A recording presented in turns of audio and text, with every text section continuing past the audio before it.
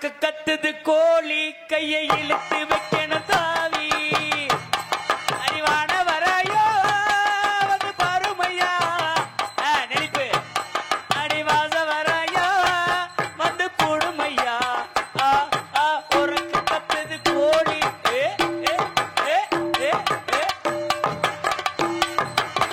பஞ்சு நெருப்பு பச்சி விடுமா கண்ண நினைச்சா குச்சி விடுமா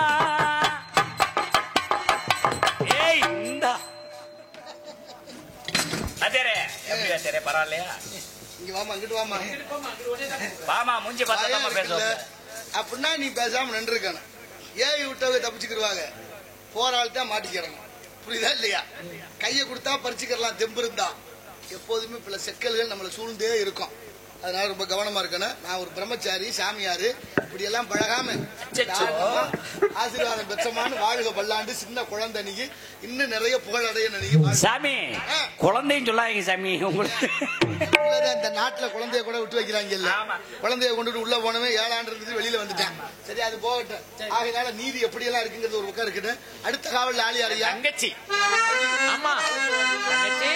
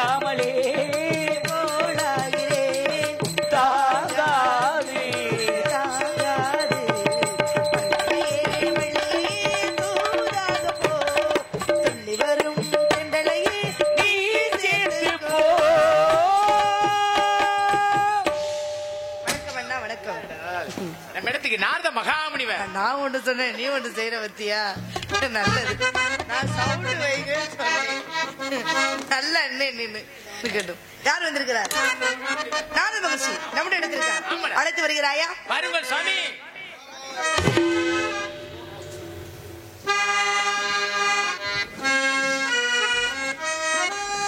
ராகவனி ரமணா ரகுநாதா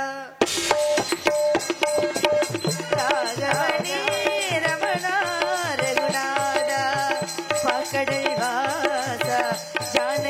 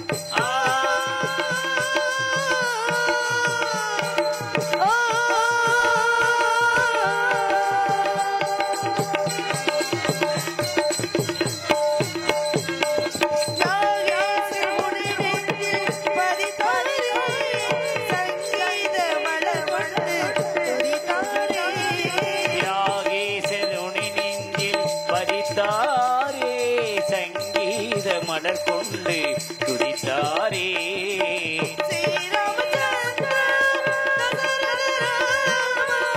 ஸ்ரீராமச்சந்திரா தசரத ராமா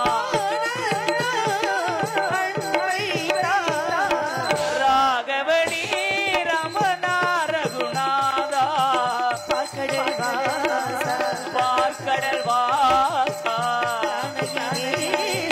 பாடுகின்றீர்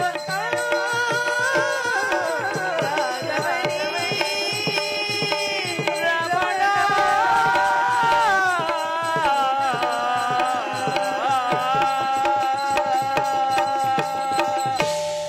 புண்ணியமே ஒரு முடியும் புறத்தில் எழுந்தரும் பூரண ஆகமதியாமல் ஞான போதா எழுந்தலும் அன்னசதுடன் சுவாமியின் மாசை விருப்பினைக்கு அருந்தவும் புரியுமையா எழுந்தலும் சுவாமி தாங்கள் எங்களுடைய இடத்திற்கு வந்ததற்கு நானும் என் முன்னோர்களும் என்ன பாக்கியம் சென்று தெரியவில்லை. அதனால் இந்த சிறியவள் சிரம் தாழ்ந்து கேட்டுக் கொள்கிறேன், தாங்களனை ஆசீர்வதிக்குமாறு. வாழ்க வல்லாண்டு முகநக நட்பது நட்பன்று நெஞ்சத்துள் அகநக நட்பது நட்பு என்றபடி வந்தவுடனேயே முகமலர்ச்சியான வரவேற்பு. வந்தாரை வாழ வைக்கு வந்தமிழ் நாடு வேற்றுமையில் ஒற்றுமை காண்பது தமிழர் பண்பாடு. பண்பாடு உரையாமல் வரவேற்றதனால அகமகிழ்வு என்றுமுள்ள தென்தமிழ் இயம்பி இசை கொண்டான் என்று கம்பர் பாடியது போல நீர்மையை இனிமை நிறைந்தது எனலாகும் என்று நிகண்டு கூறியது போல அழியாத தமிழ் போல் என்றும் இளமை கொண்டாது வாழ்க என்று வாழ்த்துகிறேன் மகளே. அருமையான வாழ்த்து. தண்ணி எப்படி விழுகிற இடத்தை பொறுத்து நிறமாறுகிறதோ அப்படித்தான் சில இடங்களிலே சில நேரங்களில் சில மனிதர்கள். அதனாலதான் கால் நொந்தேன் கடிக்கு வழி நடந்தேன் யான் வந்த தூரம் எளிதென்று கூணல் கருந்தேனுக்கு அங்காந்த காவிரி சூழ் நாடா இருந்தேனுக்கு எங்கே இடம் என்று கேட்டால் அவ்வை மூதாட்டி சோழ மன்னனை பார்த்து முதல் நாள் நகர் சோதனைக்கு செல்லும் பொழுது ஏன் தானாக சொரிந்து கீழே இருந்த சிப்பியில் விழுகிறது சங்கு. அதை பார்த்த வியந்து கொண்ட மன்னன் தன்னை அறியாது மறந்து இருந்து விடுகிறான். உள்ளே நுழைந்த தமிழ் மூதாட்டி அவ்வையை வரவேற்கவில்லை. அதை காரணம் காட்டி அந்த அம்மா பாடின பாட்டுதான் நடந்தே வந்தேன் கால் நொந்தேன் கடிகு வழி நடந்தேன் யான் வந்த தூரம் எளிதென்று கூணல் கருந்தேனுக்கு அங்காந்த காவிரி சூழ் நாடா. கூணல்னா சங்கு, தேன் சொரிந்தது. தானாக செல்வ வளம் பொருந்திய இந்த நாட்டில் ஆளக்கூடிய நீ எனக்கு இருக்கிறதுக்கு ஒரு இடம் கொடுக்க கூடாதா, பார்க்காம உட்கார்ந்துருக்கேன்னு கேட்டா. அது மாதிரிலாம் இல்லாம அன்போடு நீ வரவேற்ற விதம் அகமகிழ்வு. வாழ்த்துவது கடமையாகும். அந்த வாழ்த்து நிலையானதாக இருக்க வேண்டும் என்று தமிழ் கடவுள் முருகனுடைய பாமாலையாக நாடுறேன்.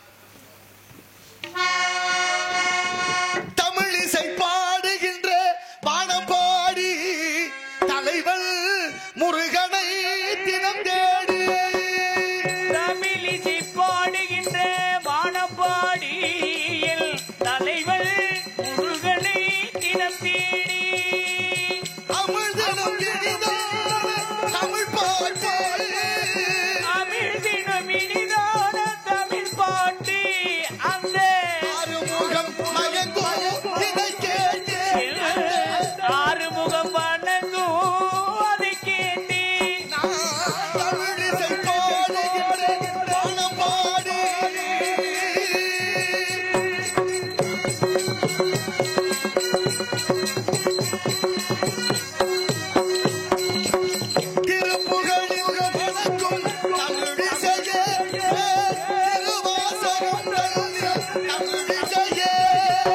திருப்புகழில் மணக்கும் தமிழிசையே தேன் திருவாசகம் தன்னை தமிழிசையே திருவரும்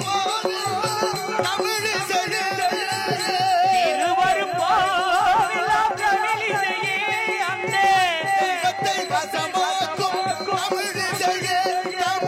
தெய்வத்தை வசமாக்கும் தமிழிசையே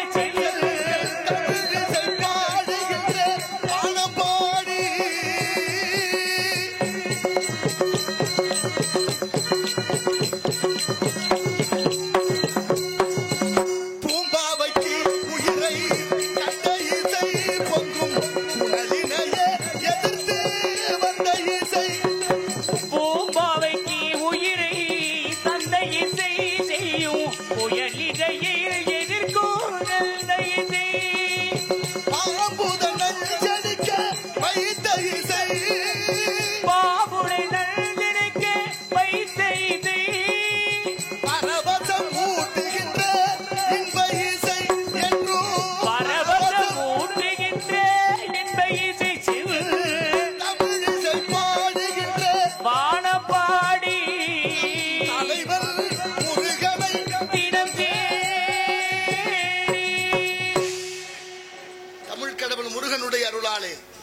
வாழ்க பல்லாண்டு. இந்த பாடலை எழுதும் பொழுது எவ்வளவு பெரிய சிந்தனையோடு எவ்வளவு அற்புதமாக திருப்புகழில் தமிழிசை. திருப்புகழ் பாடியவர் அருணகிரிநாதர். மொத்தம் 16,000 பாடல் இருக்கிறது. 1314 பாடல்கள் தான் இருக்கிறது.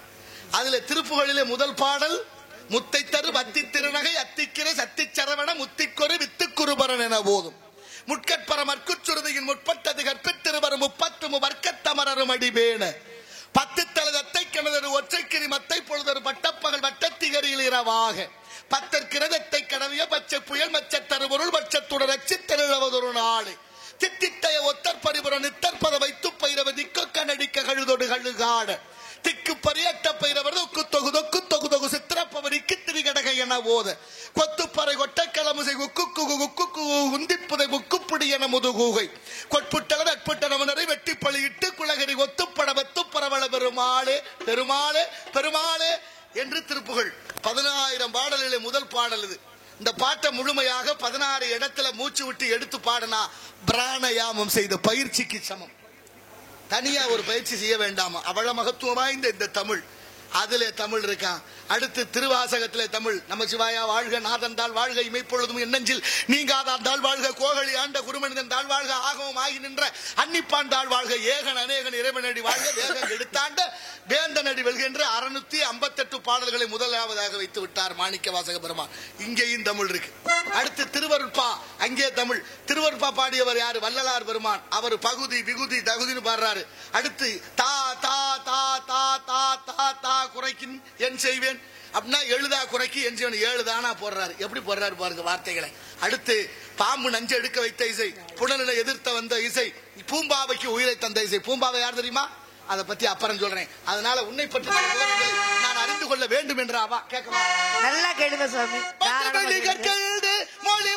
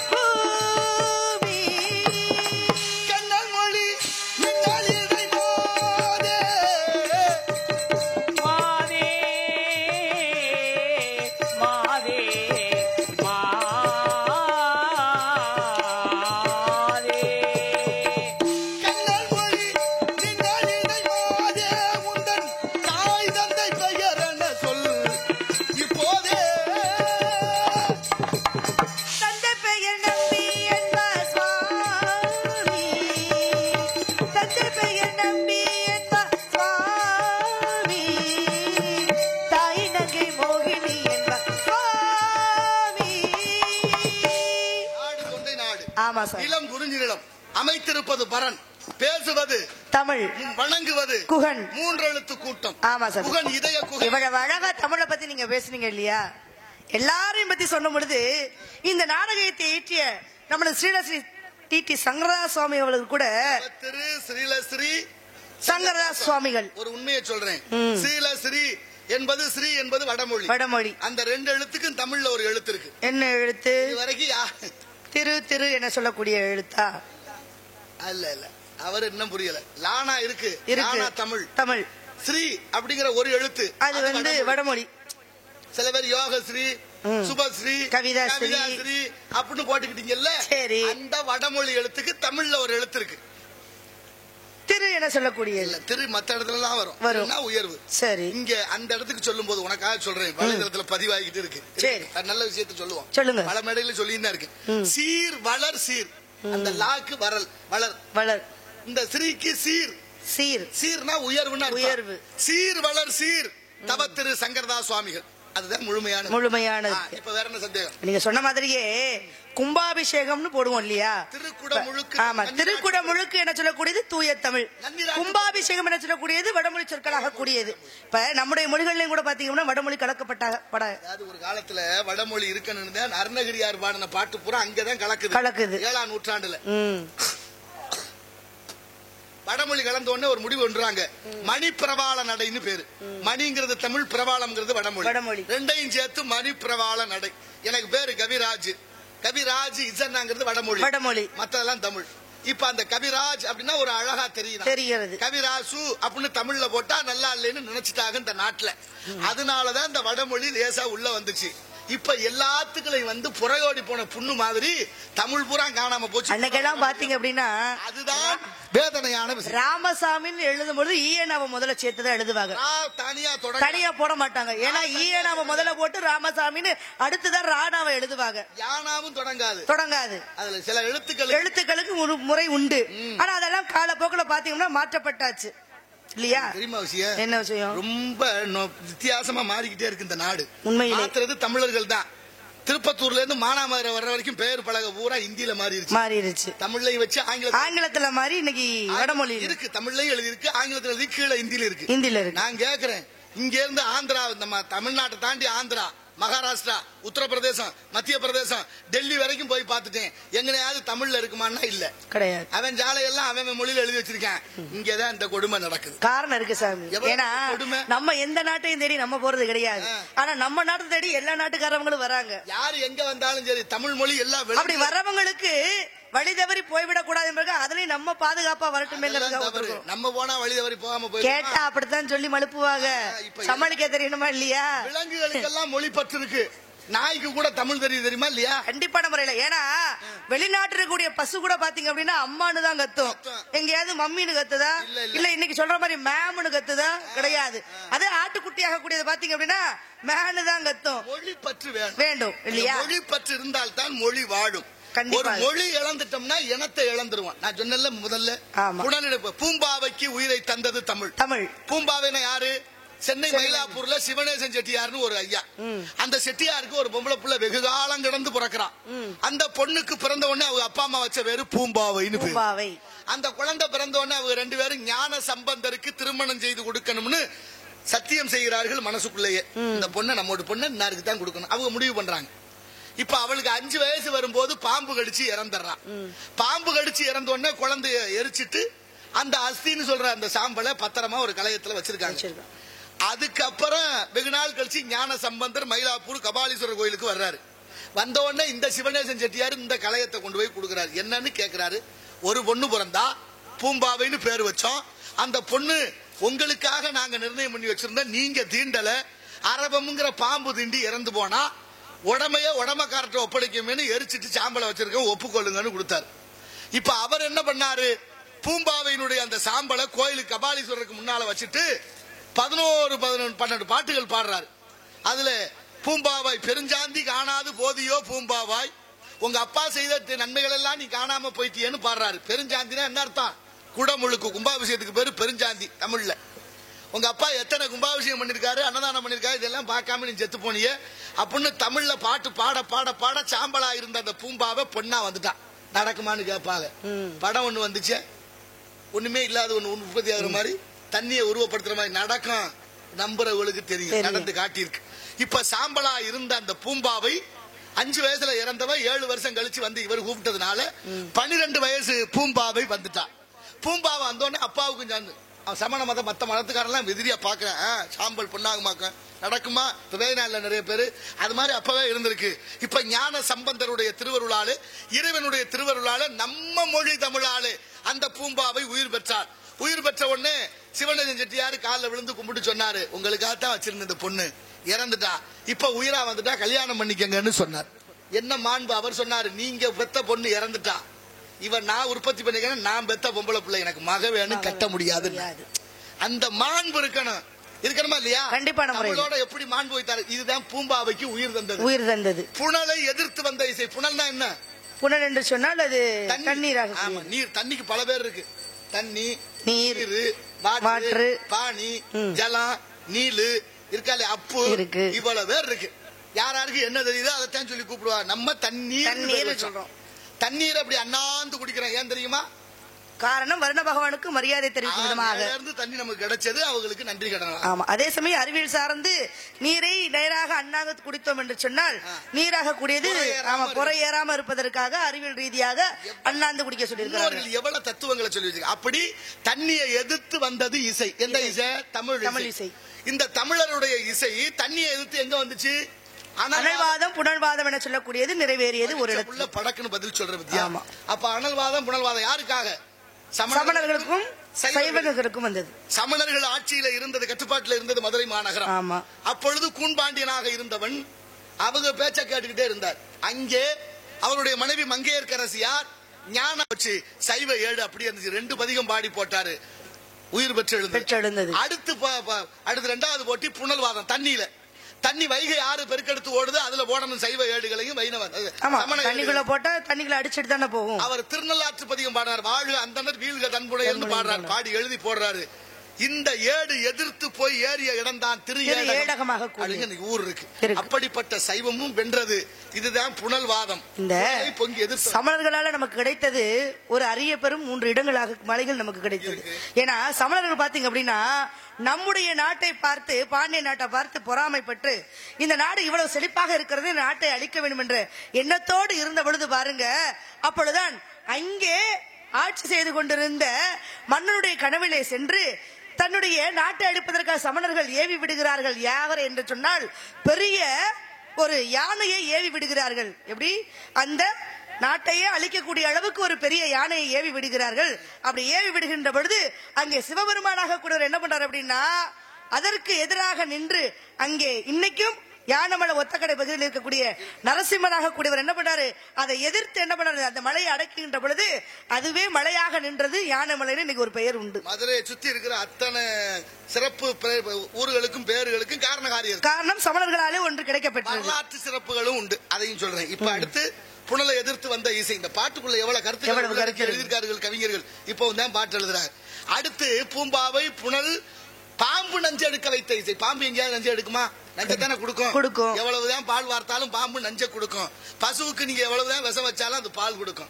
பசுமாடு என்ன வேணாலும் சாப்பிடும். செடிகள்ல புல் தலைகளை அப்படி சாப்பிடுற போது விஷம் வந்துருமா? அந்த விஷத்தை எல்லாம் பசுமாடு என்ன செய்யுமா தெரியுமா? தன் கழுத்து பகுதியில ஒதுக்கி வச்சுக்கிறோமா, நஞ்ச ஒதுக்கிட்டு நல்லா இருக்கிற பாலை நமக்கு கொடுக்குது. அதனால அதுக்கு பேரு கோமாதான் பேரு. அந்த நஞ்சு எப்ப போகும்? பெருமாள் ஆலயங்களுக்கு போற போதோ நல்ல நாள் வந்து அமாவாசை அகத்திக்கீரை கொடுத்தா அகத்தி அப்படிங்கிற அந்த அகத்தி தான் பசுமாட்டுக்கு இருக்கிற நஞ்ச போகும். அதுதான் பசுமாட்டுக்கு அகத்திக்கீரை கொடுக்க சொல்லி வச்சா. சரி, இப்ப நஞ்சு எடுத்தது பாம்பு. எங்க எடுத்தது? ராமாயண அரங்கேற்றம் பண்ண சென்றாரு கம்பர் பெருமாள். அது அரங்கேற்றம் பண்ண ஒத்துக்கறல. எங்க? திருவரங்கத்துல. திருவரங்கம்னா எந்த ஊரு? ஸ்ரீரங்கம். ரொம்ப பேருக்கு திருவரங்கம்னா தெரியாது. பூரா அப்படி மாறி மாறி போச்சு. அப்ப திருவரங்கம் என்ற ஸ்ரீரங்கத்துல ராமாயணத்தை அரங்கேற்றம் பண்ண செய்யும் பொழுது அங்க இருந்த அந்தணர்கள் மறுக்கிறார்கள். அப்ப எப்படி அரங்கேற்றம் பண்ணணும்? தில்லை அப்படின்னு ஒரு ஊர் இருக்கு, அதான் சிதம்பரம். தில்லைனா என்ன அர்த்தம்? இல்ல, தில்லைங்கிற வார்த்தைக்கு என்ன அர்த்தம்? தில்லைனா மூங்கில் அர்த்தம். மூங்கில் மரங்கள் அதிகம் அடர்ந்த பகுதி, அதனாலதான் தில்லை வனம்னு பேரு. அதனாலதான் அங்க இருக்கிற காளிக்கு தில்லை காளின்னு பேரு. அந்த தில்லை என்ற சிதம்பரத்துல போய் 3000 பேரு அந்தணர்கள் இருக்கிறார்கள். அவர்கள்ட்ட போய் ஒப்புதல் கையெழுத்து, அதாவது இந்த ராமாயணத்தை நீங்க அரங்கேற்றம் பண்ணலாம், எங்களுக்கு எல்லாம் சம்மதம்னு கையெழுத்து வாங்கிட்டு வான்னு அனுப்புறாங்க. இவர் இங்க இருந்து அங்க போனா ஒருத்தரை பார்த்தா ஒருத்தரை பார்க்க முடியல, ஒருத்தர் அங்க வர்றாரு, ஒருத்தர் இங்க 3000 பேரையும் ஒரே நேரத்தில் கையெழுத்து வாங்க முடியுமா? ரொம்ப கவலையோட கம்பர் படுத்திருந்தாராம். கனவுல வந்து பெருமாள் சொல்றாரு, கவலைப்படாதே கம்பா, நாளை காலையில ஒரு அந்தன சிறுவனுக்கு பாம்பு கடிச்சு உயிர் போகும், நீ அங்க போ, எல்லாரும் 3000 பேர் அங்க கூடி இருப்பாங்க, நீ போய் அந்த பையனை உயிர் பெற்ற எழச்சை அப்படின்னு அசரீரி கனவுல வந்து சொல்றது மாதிரி தெரியும். இப்ப மறுநாள் காலையில ஒரு அந்தன சிறுவன் இறக்குறான். கம்பர் அங்க போய் 4 பாட்டு பாடினார். ஆழியான் பள்ளி அணைய அவள் வரைந்த ஆழி வரை மலித்தாம்பே பூழியான் பூனே புறமரித்த பொற்சிலையில் பூற்றுகின்ற நானே அகல நடனாரு. தலையில இருந்து விஷம் மார்புக்கு வந்துச்சு. பாறை சுமந்த படவரவே பங்கேற்கும் வீரன் கிடந்துறங்கும் மெல்லனையே செஞ்சுடையான் ஈரமதிர் அப்படின்னு அடுத்த பாட்டை பாடுறாரு. இப்படியே பாட்டு பாட பாட பாம்பு வந்து கடிச்ச பிள்ளைகளுடைய விஷத்தை எடுக்க சிறுவன் உயிர் பெற்று எழுகிறான். அந்தணர்கள் அந்த பிராமணர்கள் ஒரே அதிர்ச்சி. எப்படி செத்த புள்ளி உயிர் விளக்க வச்சுட்டாரு? நீங்க எந்த ஊர்ல இருந்து வந்தியா, என்ன விஷயமா வந்தியா சொல்லுங்க அப்படின்னா, இதான் ஜமயம்னா, ஐயா நான் ராமாயணம் எழுதிருக்கேன், நீங்க எல்லாரும் கையெழுத்து போடுங்க, கையெழுத்து போட்டீங்கன்னா அரங்கேற்றம். இந்த நல்ல செய்தியை செய்த உங்களுக்கு கையெழுத்து நாங்க பாருங்க 3000 பேர் கையெழுத்து போட்டு கொடுத்து அதுக்கப்புறம் தான் ராமாயணத்தை அரங்கேற்றம் பண்ணி. இப்ப பாம்பு உயிரை எடுக்க உயிரை கொடுத்தது கம்பராக தமிழுக்காக. அங்கதான் தமிழர் இசைன்னு பேர் வருது பாருங்க. தமிழுக்காகத்தான் பாம்பு கூட வந்து செத்து போன பிள்ளையுடைய விஷத்தை எடுத்து. இன்னொன்னு 63 நாயன்மார்கள் அப்பூது அடிகள்னு ஒருத்தர் கேள்விப்பட்டிருக்கீங்களா? அப்பூது அடிகளுடைய மகன் மூத்த திருநாவுக்கரசர்னு பேரு. யார் மேல? திருநாவுக்கரசருடைய பக்தினால அவர் வேற மகனுக்கு வச்சிருந்தார். ஒரு நாள் எங்க பார்த்தாலும் அப்பூதி அடிகள் பேருக்கு வைக்காம திருநாவுக்கரசர் மடப்பள்ளி, திருநாவுக்கரசர் பாடசாலை, திருநாவுக்கரசர் அன்னதான மடம், இப்படி பேர் வச்சு கொண்டாட. திருநாவுக்கரசர் தண்ணீர் பந்தல். ஒரு நாள் திருநாவுக்கரசர் அந்த ஊருக்கு போறாரு. என்ன நம்ம பேர்ல இவ்வளவு தான தர்மம் பண்ணிட்டு இருக்காங்களே, யாரா இருக்கும் அப்படின்னு விசாரிச்சா அங்க வேலை பார்க்கிற பணிப்பெண் எங்க ஐயா அப்பூதி அடிகள் இப்பதான் கொஞ்ச நேரத்துக்கு மேல வீட்டுக்கு போயிருக்காரு. எல்லாம் இந்த திருநாவுக்கரசர் பேர்ல தான் எல்லாம் பண்ணிக்கிட்டு இருக்காரு. அவர் மேல தீராத காதல்னு சொல்லப்படுது. அப்படியா? இவர் நேர அவர் வீட்டுக்கு போய் உட்கார்ந்து விசாரிக்கிறாரு. விசாரணை தெரியுது இப்ப இவர் தான் திருநாவுக்கரசன். தெரிஞ்சது இவருக்கு அன்னதானம் செய்யணுமேனு முழும்பு பண்ணி ஒரு நேரம் அமுது படைக்கிறோம் சாப்பிடுங்க. சாப்பாட்டுக்கு ஏற்பாடு பண்ணியாச்சு. அவர் பேர் வச்சிருந்தாருல மூத்த திருநாவுக்கரசர். அவரை போய் வாழையில அறுத்து வர சொன்னாங்க. வாழையில அறுக்க போனவன அரவன் திண்டி இறந்து போன. அங்கேயும் தமிழ் பாடி உயிர் பெற்றது. இப்ப பாத்தீங்களா எவ்வளவு தமிழுக்கு எவ்வளவு மகத்துவம் இருக்கு. சில பேர் பேச தமிழால உயிர் பெற்றவர்கள் எத்தனையோ பேர் உண்டு. தமிழ் சோறு போடுமான்னு கேட்கிறேன். இன்னைக்கு தமிழை கொள்வதற்காகவே இன்னைக்கு தமிழர்கள் உண்டு. எவ்வளவு பெரிய மகத்துவம் நிகழ்ந்திருக்கு இந்த நாட்டுல, அவ்வளவு இருக்கு. எத்தனை வரலாறு. ஏன்னா நான் வணங்கக்கூடிய முருகப்பெருமானுடைய கூற்றை தமிழுடைய எழுத்துக்களை கொண்டதாக உள்ளதுன்னு சொல்லப்படுகிறது இல்லையா? வல்லினம் மெல்லினம் இடையினம் இனத்திலே ஒரு எழுத்தை சேர்த்து முருகு என்று சொல்லக்கூடிய எழுத்தாக கூடியது. அப்ப உயிரெழுத்துக்கள் 12 என்று சொல்கின்ற பொழுது அங்கே அவருடைய கரங்களாக கூடியது 12ஆகவும், மெய்யெழுத்து 18 என்று சொல்கின்ற பொழுது அவருடைய விழிகளாக கூடியது 18ஆகவும், 216 நரம்புகளாக கூடியதாகவும், ஆயுத எழுத்தாக கூடியது அவர் வைத்திருக்கக்கூடிய ஆயுதத்தை குறிக்கக்கூடியதாகவும் சொல்லப்படுகிறது. இருக்கா இல்லையா? சொன்ன மாதிரி எல்லா ஆயுதங்களும் உயிரை எடுக்கும் என்று சொன்னால் வேலுண்டு வினை இல்லை என்பதை எம்பெருமான் முருகனுக்குள்ள வாசமாக கூடியது. யாமருக்க பயமேன் எல்லோரும் அதாவது துணை உண்டுன்னு சொல்லுவாங்க. ஆனா யாமருக்க பயமேன்னு சொல்லிய ஒரு கடவுள் யாருன்னு சொன்னால் அது எம்பெருமான் முருக தமிழ் கடவுளாக கூடியவர். வேலாயுதத்தினுடைய தத்துவமே தமிழ் எழுத்துக்களுடைய ஆயுத எழுத்துங்கிற அக்கண்ணா. இன்னைக்கு ஒரு மனிதனுடைய அறிவு கூர்மையாக விசாலமாக அகன்று ஆழ்ந்து இருக்க வேண்டும். 3 புத்தி இருக்கு மனிதனுக்கு. கற்பூர புத்தி, கரிவாள புத்தி, கரிமட்ட புத்தி இருக்குல்ல? ஆமா. வாழை மரத்துல தீ வைக்க முடியுமா? முடியாது. அது ரொம்ப தாமதமா. ஆனா வைத்தான் ஒரு இடத்திலே ஒருவன் வாழமட்டையால் தன்னுடைய தாயினுடைய இறுதி சடங்கை ஏற்றியவன் உண்டு இல்லையா? பட்டினத்தராக கூடியவன். இன்னொரு பொண்ணு வாழை மரத்தை வச்சு அடுப்பறிச்சு பிள்ளைகளுக்கு சோறு போட்டாலே மானாமரம் கட்டி கொடுத்தா வத்திராயிருப்புல பிறந்த நல்லதங்கால் 7 பிள்ளைகளையும் கிணத்துல போட்டு இறந்து போனாலே வரலாறு எவ்வளவு நமக்கு சொல்லி கொடுக்கின்றது. அப்படிப்பட்ட வாழை புத்தி இருக்கு, கரிமட்ட புத்தி இருக்கு, கற்பூர புத்தி இருக்கு. கற்பூரம் பத்த வச்ச உடனே பிடிக்கும், காத்து வந்தா அணையும். அப்படி சுறுசுறுப்பா சில விஷயங்கள் புத்தியும் குணமும் கூர்மையாக இருக்க வேண்டும்.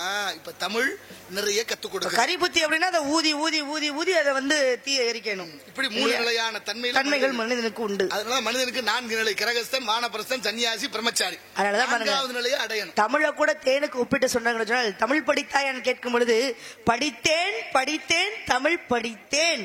அப்ப வல்லினம் 6 மெல்லினம் 6 இடையினம் 6 3 சேர்ந்து 18 கண்களாக. அப்படி முருகனுக்கு உடம்பே தமிழாக தமிழ் கண்ட முருகன் தமிழ் வேற. எந்த ஒரு கடவுளையும் கர்நாடக கடவுள் சொல்ல கிடையாது, ஆந்திர கடவுள் சொல்ல கிடையாது, வடநாட்டு கடவுள் சொல்ல கிடையாது. ஆனா தமிழ் கடவுள் முருகனுக்கு மட்டுமே தமிழ் கடவுள் நினைச்சக்கூடிய பெயர் உண்டு. இருக்கா இல்லையா? தமிழ் கடவுளுக்கு கடவுளை கூட தமிழ் தண்டிக்குமா? ஆமா. மாணவர்கள் தவறு செய்து விட்டால் ஆசிரியர் தண்டிக்கலாம். ஆசிரியர் தவறு செய்து விட்டால் அந்த தலைமை ஆசிரியர் தண்டிப்பார். தலைமை ஆசிரியரும் தவறு செய்து விட்டால் பள்ளி கல்வித்துறை சந்திக்கும். அவர்களும் தெரிவித்தால் மேல கடவுள் எல்லாத்துக்கும் மேல சொல்றாங்க. ஒரு வைத்தியம் பாக்குறான், பல லட்சம் இல்ல பல கோடிக்கணக்கில் செலவு பண்ணி மருத்துவர் எல்லா வைத்தியம் பார்த்துட்டு சொல்லிடுவாரு, ஐயா என்னால முடியாது, கடவுள் தான் காப்பாற்றணும் அப்படின்றா இல்ல? இருக்கா இல்லையா? அப்படி எல்லாம் விட்டதுக்கு அப்புறம் கடவுளே தப்பு பண்ணிட்டா யாரு கேட்போம்னா இந்த கிழவி நமக்கு வச்சா பாருங்க பாடம். உன் தத்துவம் தவறென்று சொல்லவும் அவ்வையின் தமிழுக்கு உரிமை உண்டுனாலே இந்த தமிழ் கடவுளை கூட தண்டிக்க. அப்பேற்பட்ட தமிழை அப்படிதான் பாத்தீங்கன்னா சிவபெருமானையும் கூட நெற்றிக்கண் திறப்பதும் குற்றம் குற்றமே அப்படின்னு சுட்டி காட்டியதும் புலவனாக கூடிய நக்கீரன் தான். அறிவாளி பூசி கால் பறக்கும் சங்கடனை கீர்கிரனுக்கும் நக்கீரனா என்பாட்டில் குற்றம் காணத்தக்கவன். சங்கரு பதங்க குலம் சங்கரனார்கேது குலம் சங்கை அறிந்துண்டு வாழ்வோம், அரணே உன் போல் இறந்துண்டு வாழ்வதில்லை சொன்னார்ல. என்ன சொன்னாரு? கற்கை நன்றே கற்கை நன்றே பிச்சை போகிடும் கற்கை நன்றே. பிச்சை எடுத்தாவது நான் பிள்ளைகளை படிக்க வைப்பேன். அப்பனை குடிக்க வச்சு பிள்ளைய படிக்க வைக்கிற வேலையை செய்ய மாட்டேன்னாரு. இங்க அப்பனும் குடிக்கணும் பிள்ளையும் குடிக்கணும்னு மாறி போச்சே. எவ்வளவு பெரிய வேதனை இதெல்லாம். தப்பு எங்க இருக்குது? சரி விடுங்க. குடிப்பவர்களிடமா இல்ல குடியை உருவாக்குவர்களிடமா? குடியை கெடுக்கும். யார் குடிய அது தெரிந்திருந்தாலும் நாங்கள் குடிப்போம். யார குடிய கெடுக்கும்னு சொல்லாம விட்டாங்க. அது மட்டும் இல்ல சாமி, எனக்கு ரொம்ப பெரிய வருத்தம் என்ன அப்படின்னா, இன்னைக்கு மழை பெஞ்சு பாலத்துல தண்ணி ஓடுதோ இல்லையோ, ஆனா பாலத்துக்கிட்ட நிறைய தண்ணி பாட்டுலாம் ஓடுது. அது ஒரு வரமாக இருக்கிறது. சரி, இந்த தண்ணியை மட்டும் குடிக்கிறது பத்தாதுன்னு இன்னைக்கு பாத்தீங்க அப்படின்னா நம்முடைய விவசாயிகளாக கூடியவர்கள் நிலத்திலே விளைவிக்கக்கூடிய ஒரு இளநீரை வாங்கி குடிப்பதற்கு அவ்வளவு யோசனை பண்றாங்க. ஏன்னா நல்லவைகளை யாரும் ஏற்றுக்கொள்வது இல்லை. அந்த இளநீராக கூடியது 50 ரூபாய் சொன்னா கூட யாரும் அந்த 50 ரூபாய் போட்டு வாங்குறது கிடையாது. 45 ரூபாய்க்கு பேரம் பேசி தலையில அடிச்சு விவசாயினுடைய வயிற்றுல அடிச்சு அதை குடிச்சாதான் மனுஷனுக்கு அதான் நிறைவு தெரியும் மனசு. ஆனா அதையே கார்பரேட் காரனாக கூட வெளிநாட்டிலிருந்து அங்கேயெல்லாம் தடை செய்யப்பட்ட குளிர்பானங்களை இங்கே கொண்டு வந்து விற்கிறான். எப்படி கொக்கோ கோலா, 7-Up சொல்லக்கூடிய பெயர்களை இட்டு இங்கே வித்து கொண்டிருக்கிறான். அதை 150 ரூபானாலும் சரி நம்ம பேரம் பேசாம வாங்கி குடிச்சு அதையும் பாருங்க, இந்த குடியை கெடுக்கணும் சேர்ந்து கலந்து குடிக்கிறோம். ஆனா 1 லிட்டர் கொக்கோ கோலா வாங்கிட்டு போய் அவங்க வீட்டு பாத்ரூமை கழுவணும் அப்படின்னா ப்ளீச்சிங் பவுடரை விட கக்கூசை சுத்தம் செய்யக்கூடியது இந்த கொக்கோ கோலா குளிர்பானங்களாக கூடியது. நிறைய பேத்துக்கு தெரிய மாட்டேங்குது. ரசாயனம் கலந்தது. ஆமா, ஏன்னா வெளிநாட்டு மோகம்.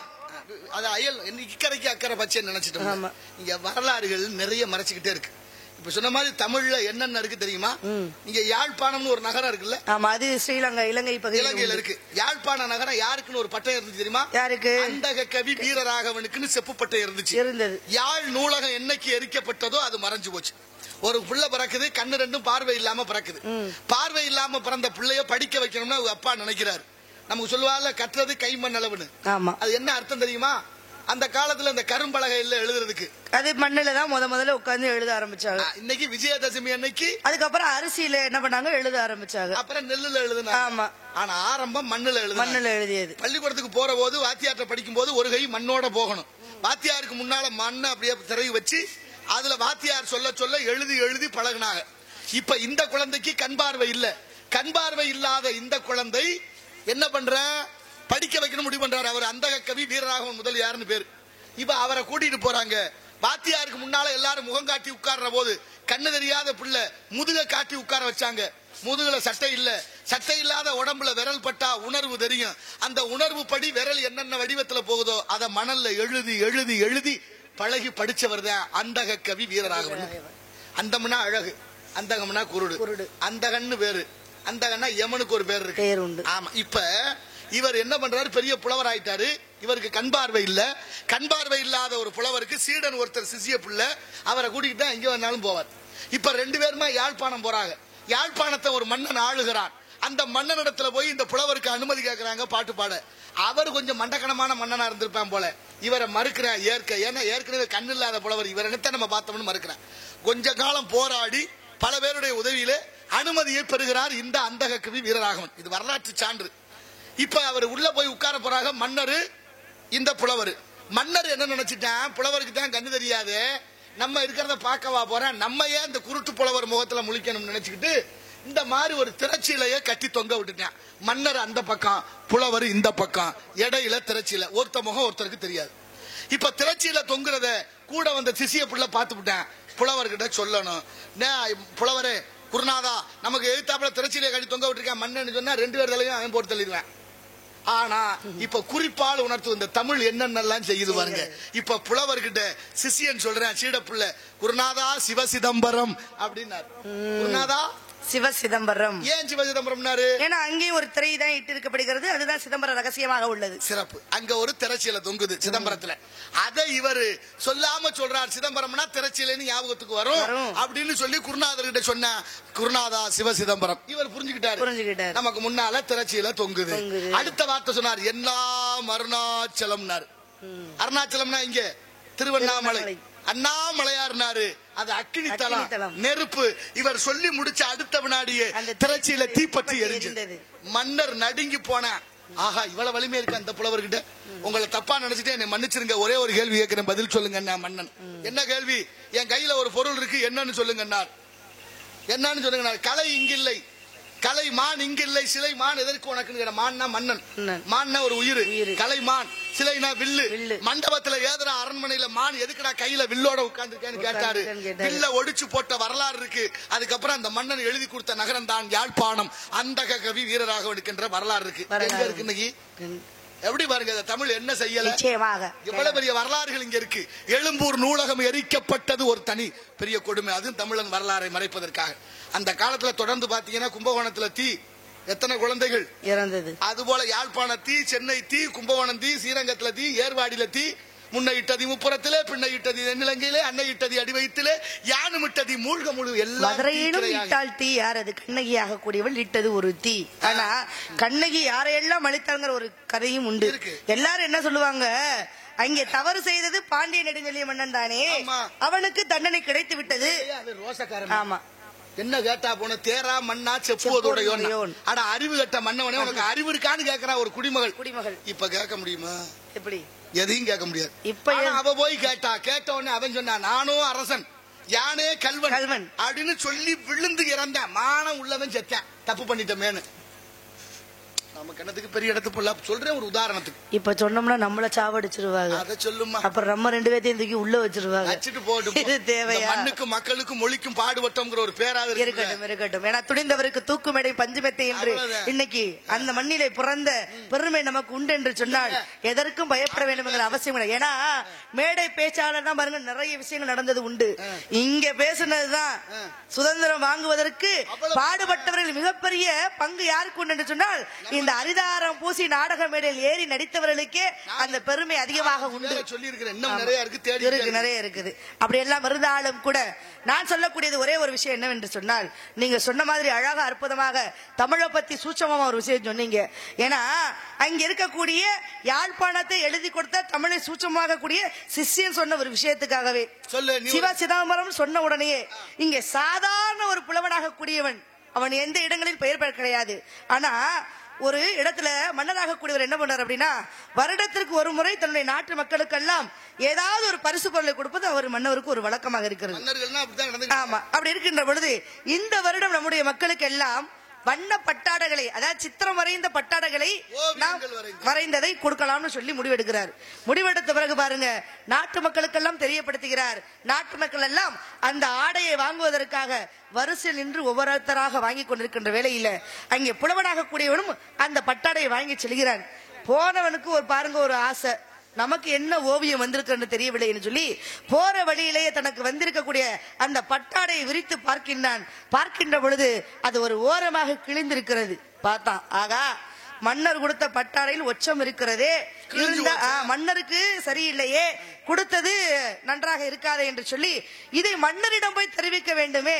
சபை முன்பாக போய், மன்னா நீ கொடுத்த பட்டாடை கிழிஞ்சிருக்குன்னு சொன்னோம் அப்படின்னா, ஒருவேளை மன்னருக்கு கோபம் வந்தது என்று சொன்னால் தன் தலை துண்டிக்கப்படுமோ, இல்லை தனக்கு சிறைவாசம் கிடைக்கும் என்ற ஒரு பயம் இருந்தாலும் கூட மன்னருக்கும் நல்லது நடக்க வேண்டும் என்ற ஒரு எண்ணத்தோடு அந்த புலவன் மீண்டும் போகிறான். அப்பொழுதுதான் கேட்கிறார் அரசர், இப்பொழுதுதானே பட்டாடை வாங்கி சென்றாய், மீண்டும் எதற்காக வந்தாய் என்று கேட்ட பொழுது அப்பதான் சொன்னானா, மன்னா நீ பிறருக்கு கொடுத்த ஆடையிலோ காய் இருந்தது, கனி இருந்தது, பூ இருந்தது, ஆனா எனது ஆடையோ பிஞ்சு இருந்ததுன்னு சொன்னானா. எப்படி பிஞ்சு? ஒரு பழம் பழுக்கிறதுக்கு முன்னால பிஞ்சு துவக்கும், அது ஒரு அர்த்தம். அது கிழிஞ்சு போச்சுன்னா பிஞ்சு போச்சுங்கிறது ஒரு அர்த்தம் உண்டு. இது யதார்த்தமாக இருக்கக்கூடியதை மன்னருக்கு புரிய வேண்டும், சபையில் யாருக்கும் தெரியாவிட்டாலும் கூட மன்னர் அறிந்து கொள்ள வேண்டும் என்பதற்காக நாகரிகமாக நாசுக்காக சொன்னானாம், மன்னா நீ பிறருக்கு கொடுத்த ஆடையிலோ காய் இருந்தது, கனி இருந்தது, பூ இருந்தது, எனது ஆடையோ பிஞ்சு இருந்தது சொல்லும் பொழுது அப்பொழுது மன்னன் புரிந்து கொண்டானாம், ஆஹா இவனுக்கு வேறு ஒரு பட்டாடையை கொடுத்து அனுப்புங்கள் என்று சொன்ன. பாத்தீங்களா, மகத்துவம் எல்லாம் இந்த மொழிக்கு தான் உண்டு, தமிழுக்கே உண்டு. ஆமா, மறைமுகமா சொல்றதுதான். இந்த சிவகங்கை மாவட்டம் வேம்பத்தூர்னு ஒரு ஊரு, அங்க ஒரு அந்தனர், அவர் பேரு பிச்சு வையர்னு பேரு. ஆனாலும் அடமொழி வச்சு அவரை கூப்பிடுறது வழக்கம். என்ன வேம்பு, நல்லா இருக்கீங்களா, வாங்க வள்ளி, வாங்க மிருதகாரர், வாங்க பெட்டிக்காரன்னு கூப்பிடுறோம்ல, அது மாதிரி அவர் அந்த ஊர் பேரை வச்சு வாங்க வேம்புன்னு கூப்பிடுவாங்க. அவர் என்ன வேலையா இருந்தாருன்னா பெரிய புலவர். எந்த சபையில? ராமநாதபுரம் சேதுபதி மன்னர்களுடைய சபையில புலவர். அரசவை கூடிருச்சு. அரசவை கூடிட்டா புலவரை காணும், அவை புலவரை. எல்லாரும் வந்தவங்க எல்லாம் உட்கார்ந்துட்டாங்க, உட்கார்றதுக்கு இருக்க இல்ல, எல்லா இடத்துலயும் எல்லாரும் உட்கார்ந்தாச்சு. அரசர் உட்கார்ந்து இருக்கிறாரு. அரசருக்கு பக்கத்துல ஒரு இடம் இருக்கு. பெரிய இடங்கள்ல பழகும் போது ரொம்ப கவனமா இருக்கணுமா. அதைத்தான் வள்ளுவர் கூடார், அணுகாது அகலாது தீக்காய்வார் போல் இகழ்வேந்தர் சேர்ந்தொழுகள்னு பாடுறாரு. என்ன அர்த்தம்? மழை காலம் வந்துருச்சு, சில பேருக்கு குளிர் தாங்க முடியாது. குளிர் தாங்க முடியாத உடம்புக்கு என்ன செய்வோம்? குளிர் காயணும். குளிர் காயணும்னா என்ன செய்யணும்? நெருப்பு மூட்டணும். நெருப்பு மூட்டி குளிர் காயும் போது ரொம்ப கிட்ட போனா சுடும், ரொம்ப விலகுனா குளிரும். குளிரவும் கூடாது சுடவும் கூடாதுன்னா நடுநிலையா இருக்கணும். இப்ப பெரிய இடங்கள்ல போய் கருத்து சொல்லவும் கூடாது, சொல்லாம இருக்கக்கூடாது. சொல்லவும் கூடணும், சொல்லாம இருக்கணும். சொல்ற மாதிரி இருக்கணும், அது புரியுற மாதிரி அவங்களுக்கு இருக்கணும், நடுநிலையா இருக்கணுமா. இப்ப ரொம்ப பேருக்கு குளிர் விட்டு போச்சு, அது வேற விஷயம். ஆனாலும் இப்ப குளிர் எப்படி இருக்கணும்னு நினைச்சுக்கிட்டு இப்ப சொல்ற இந்த கதை போல ரொம்ப தாமதமா போறாரு அவை புலவர் பிச்சுவையர் வேம்பு. அங்க போனோடனே மன்னர் பாக்குறாரு, அரசர் சேதுபதி. யாரு? வேம்புவா? வேம்பு இவர் ரொம்ப தாமதமா வர்றாருல, அதை காரணம் காட்டிட்டு வேம்புக்கு இங்க இடம் இல்ல, நீ போகலாம்னாராம். தமிழ் ஊரு நல்லுலகம் சும்மா இருக்குமா? அவர் பார்த்தாரு, அரசு இருந்தா வேம்பு இருக்கலாம்னு வந்து அரசருக்கு பக்கத்துல உட்கார்ந்தார். அரசு இருந்தா வேம்பு இருக்கலாம், அரச மரமும் வேப்ப மரமும் ஒன்னாவே இருக்கும். நீ அரசு, நான் வேம்பு இருக்கலாம். இதுதான் தமிழ் ஊரும் நல்லுலகம். ராமச்சந்திர கவிராயர்னு ஒருத்தர், மாம்பழ கவிராயர், ரெண்டு பேரும் நண்பர்கள். இப்ப மாம்பழ கவிராயரை பார்க்க ராமச்சந்திரன் வர்றாரு.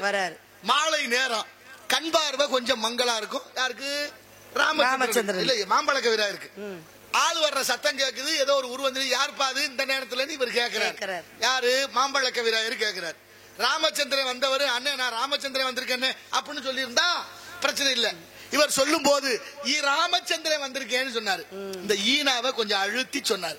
எழுதும் போது ராணாவுக்கு முன்னால ஈனா எழுதணும், இது இலக்கணம். சொல்லும் பொழுது ராமச்சந்திரன் சொல்லலாம், தப்பு இல்ல, இது இலக்கணம். இவர் இலக்கண தலக்கணம் பிடித்தவராக இருந்தாலும் இலக்கணத்தோடு ராமச்சந்திரன் வந்திருக்கிறேன். ராமச்சந்திரன் அவர் பார்த்தாரு, படக்குன்னு கேட்டுவிட்டாரு, ஈக்கு என்னப்பா இங்க வேலைன்னு கேட்க. ஈனாவை அழுத்தி சொல்றியா, ஈக்கு என்ன இங்க வேலைன்னாரு. மாம்பழம் இருக்கிட்டாரு.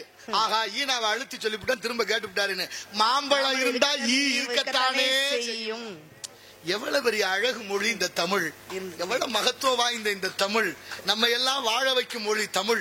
தமிழ பேசின ஆயுள் கூடும். அதனாலதான் இந்த தமிழ் மொழிக்குன்னு ஒரு தனி சிறப்பு இருக்கு. அருணகிரியாரு தமிழ் பேசினாலே அது நமக்கு மூச்சு பயிற்சியிலிருந்து எல்லா விதமான பயிற்சியும் வரக்கூடியது. என்னைக்கு இந்த ஆத்திச்சூடி என சொல்லக்கூடியது, இந்த அரஞ்செய்ய விரும்பு 60 சினம் இன்னைக்கு அதெல்லாம் இருக்கான்னு தெரியல தமிழ் பாட புத்தகங்கள்ல. அரஞ்செய்ய விரும்புன்னு சொல்லிட்டு இந்த கிளவி 60 சினம் வச்சா, முதல்ல அறம் செய்ய விரும்பு, தர்மம் பண்ண விரும்பு. ஒருத்த கைய அந்த கொடுத்துட்டு போ, வண்டியில போயில தூக்கி விட்டு வீசிட்டு போகாத. தர்மத்தை விரும்பி செய்ய வேண்டும். செய்யறது கையி, விரும்புறது மனசு. ஆனாலும் தர்மம் செஞ்சாலும் விரும்பி செய்யி அப்படின்னு தர்மம் செய்ய சொன்னா. தர்மம் செஞ்சா அடுத்த வார்த்தை 60 சினம் கோபம் வரும்ங்கிறான். தர்மம் பண்ணா ஏன் கோவம் வருது? வரும்ல. அன்னதானம் போட்டு பாருங்க, நம்ம ஆளு என்ன பாடுபடுத்துறாங்க. சாப்பிடுற ஆள் எந்திரிக்கிறதுக்குள்ள பின்னால வந்து நிப்பாங்க. உள்ள வரும்போதே இலைய கையில எடுத்து சொல்லும் போது எனக்கு ஒரு இதுல ஒரு விஷயத்த பதிவுடன் தோணுது. என்னது? ஆரம்ப காலத்துல பாத்தீங்க அப்படின்னா நல்ல சமுக்காலத்தை விரிச்சு சம்மணம் போட்டு தலவாழை இலை போட்டு அதுல காய்கறிகளும் இனிப்பு வகைகள் எல்லாம் வைத்து சாப்பிடுகின்ற பொழுது மனதிற்கு அவ்வளவு ஆனந்தமா, நீங்க சொன்ன மாதிரி பின்னால யாரும் நிக்க மாட்டாங்க. அழகா அற்புதமா சாப்பிட்டுட்டு வயிறார வந்த வேலையை முடித்து விட்டு செல்வார்கள். கல்யாண வீடுகள்ல மட்டும்தான், அன்னதானத்துல மட்டும்தான் அப்படி நினைச்சா கல்யாண வீடுகள்லாம் இப்ப நிம்மதியா சாப்பிட முடியல. அதுக்கு பிறகு பாத்தீங்க அப்படின்னா ஒரு பலகையை போட்டு உட்கார ஆரம்பிச்சாங்க. பலகையை போட்டு அதுக்கப்புறம் இலைய போட்டு சாப்பிட ஆரம்பிச்சாங்க. அதுவும் பத்தாதுன்னு அதுக்கப்புறம் பாத்தீங்கன்னா முதுகு செத்து போச்சா, உடனே என்ன பண்ணாங்க, மேஜையும் நாற்காலியும் போட்டு சாப்பிட ஆரம்பிச்சாங்க. சரி, இதுதான் பரவாயில்லன்னு பார்த்தா அடுத்து பிறக்கி திங்க ஆரம்பிச்சுட்டாங்க எல்லாரும். இந்த பிறக்கி திங்கறதுனா என்ன அப்படின்னா அதுக்கு பேரு பஃபே. அந்த பேரு அந்த பஃபேன்னு சொல்றாங்க. ஆமா, அது என்னமோ ஒரு சட்டியா வச்சு அதுல சாப்பாடு வச்சுக்கிறாங்க. நம்மளா போய் என்னென்ன வேணுமோ அதை பிறக்கி எடுத்து தட்டுல போட்டு சாப்பிடுறதுக்கு பேரு பஃபேன்னு அதுக்கு பேரு. இது நாகரிகம். இந்த நாகரிகத்துல 4 எருமை மாட்டை விட்டு அதுல மேய விட்டா தான் சரியா வரும். 4 வழக்கம் இருக்குமா? பரிமாறுதல், சோறு போடுதல், இங்கிடுதல், உணவு கொடுத்தல்னு 4 இருக்கு. பரிமாறுதல்னா உணவு பரிமாறுதல். சோத்த போடுனா நாய்க்கு முடி சோத்த போடு. அது புரியுதா உங்களுக்கு? புரியுது. எடுத்துக்க, கோழி போறது மாதிரி எடுத்துக்க. இப்ப இத்தனை வழக்கங்களும் தமிழர் மரபுல இருந்துச்சு. நாகரிகங்கிற ஒத்த வார்த்தைக்குள்ளதான் இத்தனையும் மறைஞ்சது. இந்த கிழவி ஏன் சொல்றா, அப்ப யார 60 தர்மம் பண்ணா கோவம் வரும். இன்னும் புரியுற மாதிரி சொல்றேன். ஒரு 500 ரூபாய் சில்லற மாத்திக்க, 5 ரூபாயா வச்சுக்க. ஐயனார் கோயில் வாசல்ல உட்கார்ந்துகிட்டு ஏழை எளியல் ஒரு யாராவது வந்தா கொடுத்துக்கிட்டே இருப்பீங்க. உங்கள்ட்ட பணம் நிறைய இருக்கு, வர வர குடுக்குற நீங்க வாங்கிட்டு போனாலும் அப்படி சுத்திக்கிட்டு திரும்ப வந்தா என்ன சொல்லுவேன்? டேய் இப்பதானே வாங்கிட்டு போன ஓயாம கொடுப்பாங்களா? போடான்னு கோவம் வரும். 5 ரூபா கொடுத்து திரும்ப 5 ரூபா கொடுக்க நமக்கு கோவம் வருது. 5க்கு 5 10 ரூபாய் வாங்கிட்டு போய் அவன் என்ன உலக வங்கியில போட போறேன்? இல்ல நான் கேக்குறேன். அது ஒரு புறமாக இருந்தாலும் கூட என்னைய பொறுத்தவரை இந்த கோபம் நியாயமானது. உனக்கு 5 ரூபாய் கிடைத்து விடுறது, உன்னை போல் இல்லாதவர் இன்னொருவருக்கு அந்த 5 ரூபாய் கிடைக்க வேண்டும் அல்லவா? சரியா பதில் இருக்கா இல்லையா? அப்ப இன்னொருத்தர் குடுக்குற 5 ரூபாய் நீ வாங்க போறான்னு கோவம் வருது இல்ல? வரணும், கண்டிப்பா வேண்டும். அப்ப குடுக்கும் போது தர்மம் பண்ணா கோவம் வர்ற இந்த நாட்டுல பல கோடி ரூபாய் சுருட்டிக்கிட்டு பல நாட்டுல போய் படுத்துட்டாங்களே, அவங்க எல்லாம் விட்டுட்டு வேடிக்கை நாங்க அடுத்து செய்வோம். எப்ப செய்வோம்னா அது அப்ப செய்வோம். நாங்க என்ன கொட்டை விரல் போட்டி வரும்பொழுது அருணகிரியாரு முருகனை பாடும் போது முருகனுடைய கையில இருக்க வேலாயுதம் ஒரு சூரிய வெப்பத்தை நம்மளால தாங்க முடியல, வெப்பமயமாகுது பூமின்னு அறிவியலாளர்கள் அறிவிக்கிறார்கள். பூமி வெப்பமயமாகாம இருக்கும்னா மரங்களை நடணும். மரத்தை கேரளாவில் ஒரு குச்சியை வெட்டணும்னாலும் அதிகாரிகள்ட்ட அனுமதி வாங்கணும். பட்டா இடத்துல தெரியுமா, முல்லை பெரியாறு நதியில 4 மரத்தை வெட்டணும். அதை வெட்டுனா அந்த தூர் வாரிட்டா தண்ணி நிறைய நிரம்பும். இது சட்டம். தமிழ்நாடு அரசு பல தடவை கோரிக்கை வைக்குது. ஆக கேரள அரசாங்கம் அதுக்கு அனுமதி கொடுக்க மறுக்குது. உண்மையிலேயே மரத்தை வெட்டிட்டா கூட வச்சு உண்டாக்கிடலாம். ஆனா கேரள அரசாங்கத்துக்கு இங்க இருந்து மலையை புறா உடச்சு அள்ளிட்டு போறாங்க. இது என்ன நியாயம்? அது சரி, அது இருக்கட்டும். இப்ப வேலாயுதம் அது மட்டும் இல்ல, அங்க இருக்கிற மாமிசங்களையும் கொண்டு வந்து தமிழ்நாட்டுல தான் போட்டு போறாங்க. இங்க குப்பை தொட்டி ஆக்கிட்டாங்க. அதை வேடிக்கை, ஆனா அதை நம்ம வேடிக்கை பார்த்துட்டு அதுக்கு லஞ்சத்தை வாங்கிட்டு நம்ம உட்கார்ந்து இருக்கிறோம். இப்ப அந்த வேலாயுதத்தை பாத்தீங்கன்னா சூரியன் ஒரு சூரியன் வெப்பம் தாங்க முடியல 100 கோடி சூரியன் ஒன்னா சேர்த்தா எப்படி இருக்கு நிலைமை? ஒரு சூரியன் 2 சூரியன் தாங்க முடியாது. சொல்லுப்பா, 100 கோடி சூரியன் தாங்க முடியுமா? அந்த 100 கோடி சூரியனை ஒன்னா ஆக்கி அதை கருக்கட்டி உருக்கி வார்த்து எடுத்தா கற்பனைக்கே எட்டாது. அது மாதிரி இருக்குமா வேலாயுதம்? அத சொல்றாரு அருணகிரியாரு ஒரு பாடல்ல. ரொம்ப அற்புதமா பாடிருப்பாரு. அருண கண்ணப்பண்ண பொய்யக சுடிகை அகில புவனமும் உதவும் மலைமகள் அமல யாரிய அந்தரி சுந்தரி இமய மாமையில் அம்பை திரியம்பகி அச்சித சகோதரி அனைத்து வேத தலைவி அற்புத புராதனி வரப்பிரசாத பிரகிருதி அம்பர் குண்டல பேத சாம்பவி விம்ப கிஞ்சிக பூவை பூங்கொடி அச்சர லட்ச பக்தர்கர மத்திரி சக்கர தலத்திரி பச்சித ரச்சரி 1000 மலங்கிதொரு 1000 உண்டரி ஆறுமுக மலர்ந்து வந்தரும் ஆறுமுக உண்டரிக அறுவடை இருந்து வந்து கிராம கிரிமுகன் கற்கிமுகன் உதவி அரசரிய வாமன முனிக்கோர் தமிழ் திரையமோ அவரி விதமாக விருத்த கடவுள் புலவன் அவரிமிதமாக விருத்த கடவுள் போன அருணையும் திரையும் வளைஞ்சி அப்படின்னு அழகா ரொம்ப நீளமான பாட்டு. அந்த பாட்டு ரொம்ப அற்புதமா கடைசியா ஒரு வரி வரும். மரகத பச்சை குல துரக திவாகர வடிவை உருக்கி வடித்த திருக்கை வேல் அப்படின்னு பாடுவார். அந்த வேலாயுதம் அவள மகத்துவம், வேலை வணங்குவது நமது வேலையாக இருக்கட்டும். நான் நிறைய மேடையில் அந்த நீளமா பாடி. எனக்கு ஒரே ஒரு சின்ன கேள்வி மட்டும்தான். இது கதைக்கு அப்பாற்பட்டு நீங்க என்ன படிச்சிருக்கீங்க? வகுப்பு இடையில் நின்று விட்டார்னு என்னுடைய சான்றிதழ் இருக்கு. 9ஆம் வகுப்பு படிச்சிருக்கிறீங்க. ஆனா தமிழுடைய உச்சரிப்பும் தமிழ் இலக்கணங்களையும் தமிழுடைய அத்தனை கவிழ் சார்ந்த விஷயங்களையும் அவ்வளவு வழியாக தெளிவாக உச்சரிக்கக்கூடிய, ஏன்னா உங்களை பார்க்கின்ற பொழுது இந்த லா லா லா அப்படிங்கிற அந்த வார்த்தைகள்லாம் பேசக்கூடிய அனுபவம் எங்களுக்கு கிடைக்கின்ற சொன்னா, இன்னைக்கும் எத்தனையோ பேர் இன்னைக்கு தமிழ் ஆசிரியராக இருக்கக்கூடியவர்கள் கூட இவ்வளவு அழகாக தமிழை உச்சரிப்பார்கள் என்று சொன்னால் அது கேள்விக்குரிய விஷயமாகவே இருக்கக்கூடியது இல்லையா? ஏன் இதை சொல்றேன் அப்படின்னா, இந்த நாடக கலைக்கு மட்டுமே அத்தனை பெருமைகளும் உண்டு. தமிழை கற்காதவர் கூட தமிழ் சொற்களை உச்சரிக்கக்கூடிய அரங்கம் என்று சொன்னால் அது கலையை சார்ந்தவர்களாலும் கலையை சாரக்கூடிய விஷயங்களை நேசிப்பவரால் மட்டுமே முடியும் என்பதற்கு தங்களை போன்றவர்களே உதாரணம் அப்படிங்கறத நான் இந்த இடத்துல பொறுமையா சொல்லி அந்த முருகனுடைய திருவருள் இந்த தமிழை நமக்கு இறைவன் வழங்கி இருக்கிறார். என் குருநாதர்கள் அத்தனை பேருக்கும் நன்றி. அந்த குருநாதர்களுடைய ஆசீர்வாதம். தமிழர் என்று சொல்லடா தலை நிமிர்ந்து நில்லடான்னு சொல்லி இருக்கிறாங்க. அதனால தமிழை வாழ வைத்து தமிழனாக கூடிய நாம் நிமிர்ந்து வாழ வேண்டும் என்று சொன்னால் தமிழை மட்டுமே படிப்போம், தமிழை மட்டுமே நேசிப்போம். நேரம் வர்ண பகவான் இந்த தமிழை கேட்டு காத்து கொண்டிருந்தார். இப்ப முருகப்பெருமான் வரணுங்கிறதுக்காக வர்ண பகவான் வந்து விட்டார். அதனால பர்வகாலத்தை வீராய்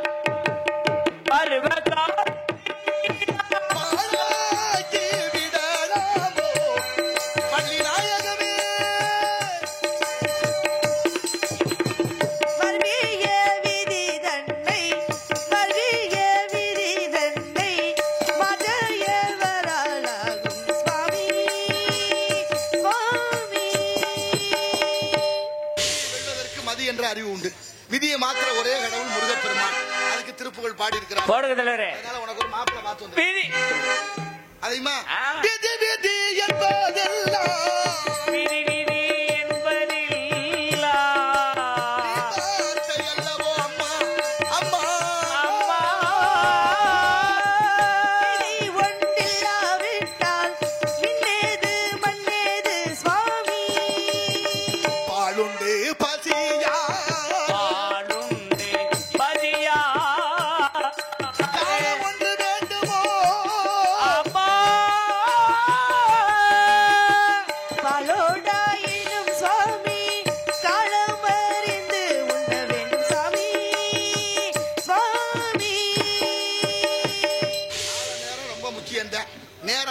மதிக்கலன்னா நேரமும் காலமும் நம்மள மதிக்காது.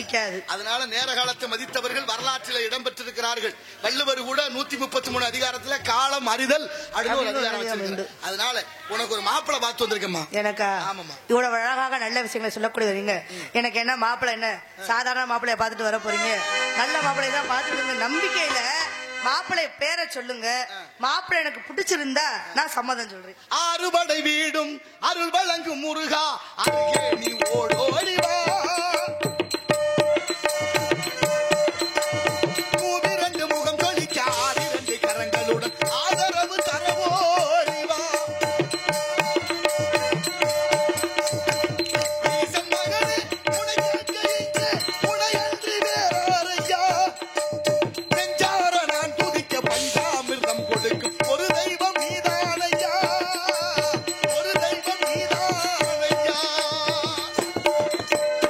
ஆறுபடை வீடும் அருள் வழங்கும் முருகா, அருகே நீ ஓடோடி வா. மூவிரண்டு முகங்களுடன் 6 கரங்களுடன் ஆதரவு தரவோடி வா. மணவாளன் நல்ல மாப்பிளைய சொல்லுவீங்கன்னு பார்த்தேன். முருகன் எனக்கு பிடிக்குங்கிறதுக்காக, முருகனை சிறு வயதிலிருந்து வணங்கினேன் என்பதற்காக அவரை கணவனாக ஏற்றுக்கொண்டால் இந்த ஊர் ஏற்றுக்கொள்ளாது. ஆதலால் வேறு உலகமே அவரைத்தான் எதிர்பார்த்திருக்கா உனக்கு கல்யாணம் பண்ணி கொடுக்க. யாரு? விசேஷத்துக்காகத்தான் ஒரே ஒரு விஷயத்தை சொல்றேன். ஒரு பொண்ணுக்கு கடவுளும் கணவனும் வேணும். ஏன் தெரியுமா? கடவுளுடைய அனுக்கிரகம், கணவனுடைய அனுசரணை ரெண்டும் சரியா இருந்தா எல்லா பொம்பளை பிள்ளைகளும் நல்லா இருக்கும் இந்த நாட்டுல. உனக்கு யோகம் வந்துருச்சு. சொல்லுமா மாத்தை கேளமா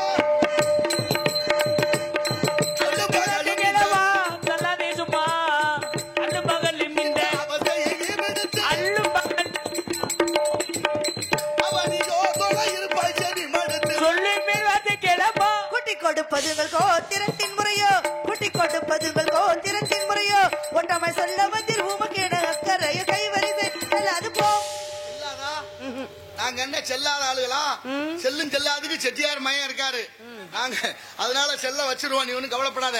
செல்லாதுன்னு சொல்ற ஆளுகள் இல்ல நாங்க. அதனால இன்று பொழுது அஸ்தமனம் ஆவதற்குள் அந்த சித்தியார வேடவனை வர செய்து உன்னை திருமணம் செய்து கொடுக்காவிட்டால் என்பே நாரதனம் அல்ல, அணிந்திருப்பது பிரம்ம முடிச்சும் அல்ல, சத்தியம் சத்தியம் சத்தியம். அது வரைக்கும் இருப்போம். கந்தா, கடம்பா, கார்த்தியா, கதிர் வேளா, எங்கிருந்தாலும் விரைவில் வந்து ஆட்கொண்டு போவாயாக. முருகா முருகா முருகா.